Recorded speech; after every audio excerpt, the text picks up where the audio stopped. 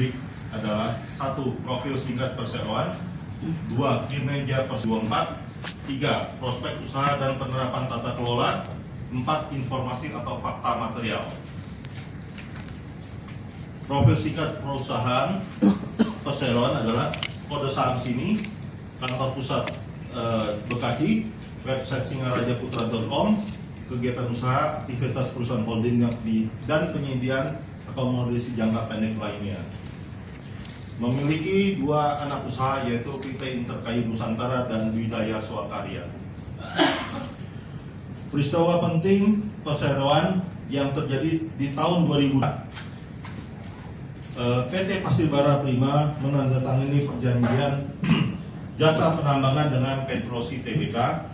Kemudian PT Persada Kapuas Prima juga menandatangani perjanjian penambangan dengan PT Bukit Makmur Mandiri. Kemudian di bulan November, salah satu anak usaha perseroan juga melakukan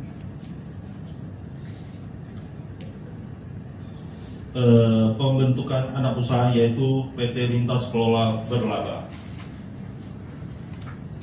Susunan direksi dan komisaris perseroan.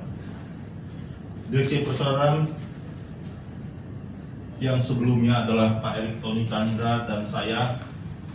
Dewan komisaris adalah Pak Brian, Pak Freddy dan Pak Wisono selaku komisaris independen. Komite Internal Audit diketuai oleh Pak Wisono dengan anggota Subagio dan Sumiyaton. Internal Audit Tommy Eka Prabowo. Untuk komite nominasi dan remunerasi dijalankan oleh Dewan Komisaris.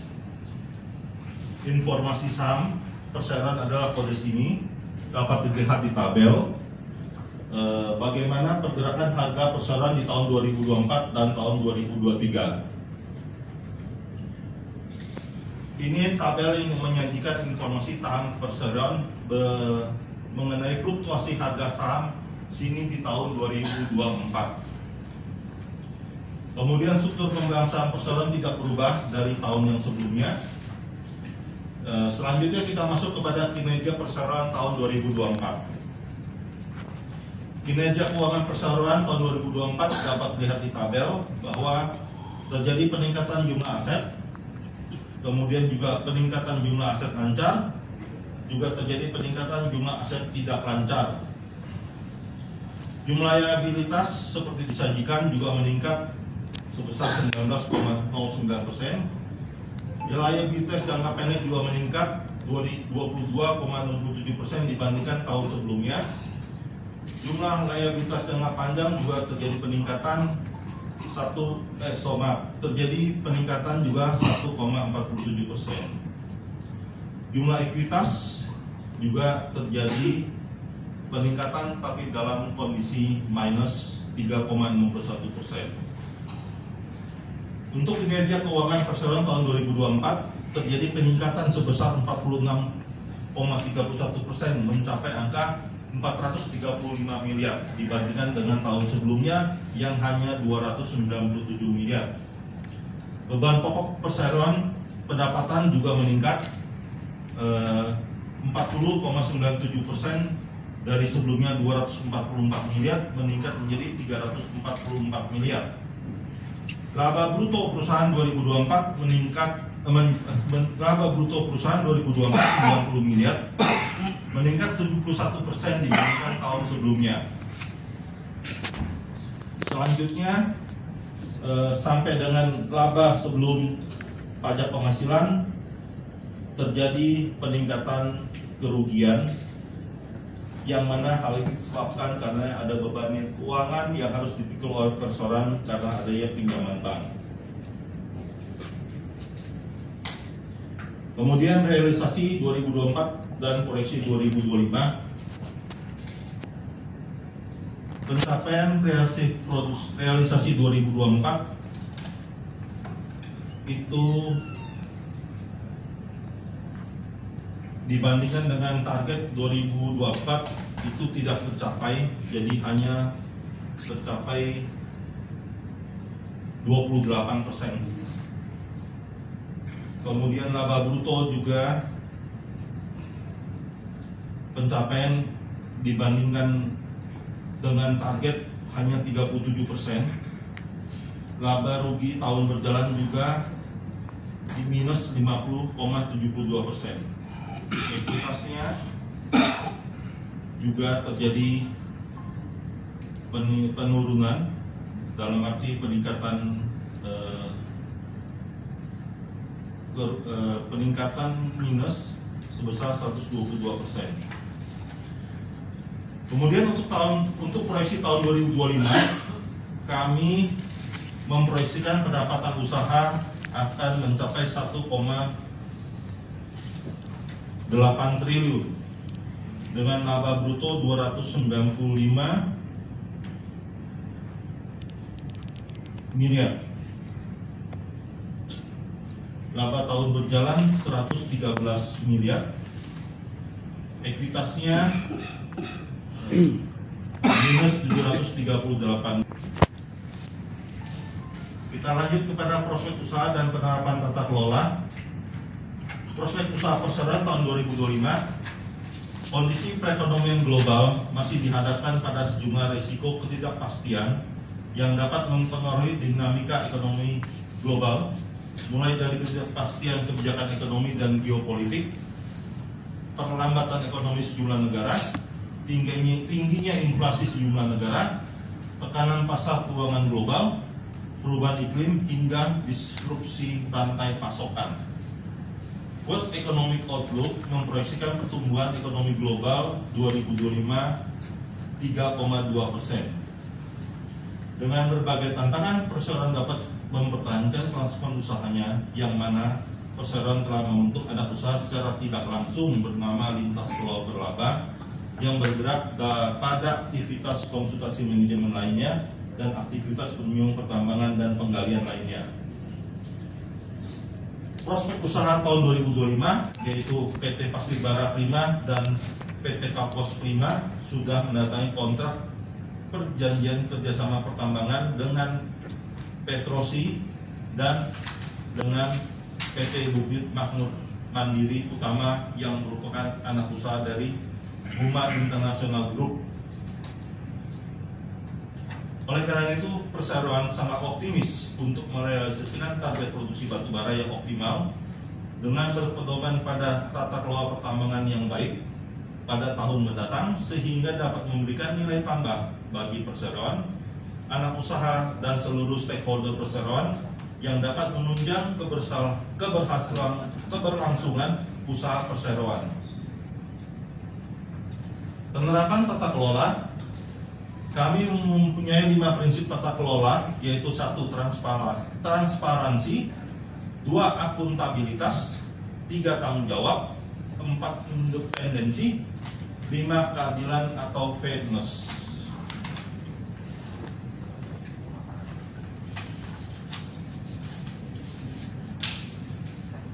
Untuk selanjutnya, ini adalah slide pada saat kita melakukan rapat umum pemegang saham tahunan di tahun 2024 di tanggal 30 Mei di tempat yang sama dengan sekarang di Veranda Hotel Pakubuwono. Ini adalah informasi atau fakta material yang terjadi tahun 2024, yaitu adanya perjanjian penambangan jasa penambangan batubara Pasir Bara Prima dengan Petrosi, kemudian Persada Kapos Prima dengan PT Bukit Makmur Utama, kemudian juga adanya pembentukan anak usaha secara tidak langsung dengan nama PT Lintas Kelola Berlaba. Kemudian Peskat juga telah kami lakukan untuk Pasir Bara Prima di tahun 2024.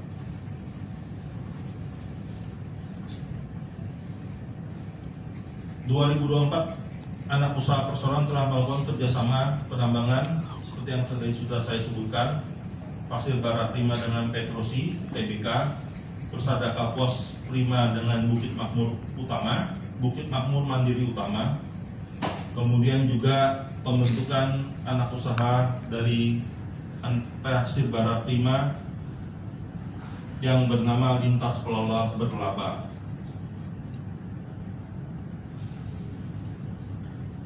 Atas seluruh fakta material tersebut telah kami lakukan keterbukaan informasi, sehingga dengan demikian saat ini anak usaha perseroan yang telah diakuisisi melalui Dwi Daya Sokarya yaitu Pasir Bara Prima telah memulai operasionalnya dan akan disusul oleh PKP Persada Kapos Prima yang kami perkirakan akan dilaksanakan di semester kedua tahun 2025 ini.